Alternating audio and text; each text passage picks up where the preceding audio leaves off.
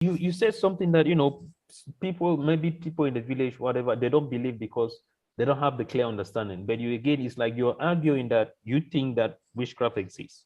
Is that your argument? You think that it exists? Yes. So Yes. At the my yeah. metaphysical level, there are people who are able to channel the cosmic powers into action.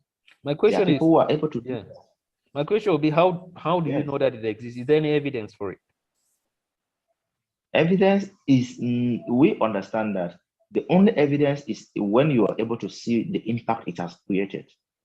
You cannot just isolate the witchcraft from the causes, from the effect that it produced. You see the effects and you're able to say, okay, yeah, witchcraft was If at work here.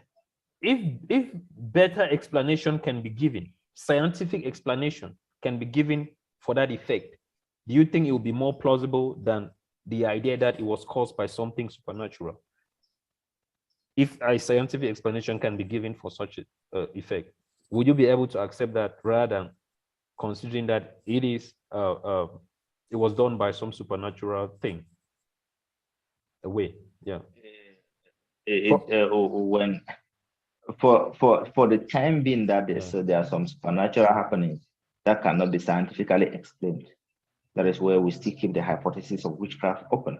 Once science is able to explain, we take it. For what example would you give, for instance? I can talk about thunder, lightning. I can talk about people that say the March medicine in whatever March medicine, thunder, lightning, famla. Name them. Yes. Which example can you give? Having you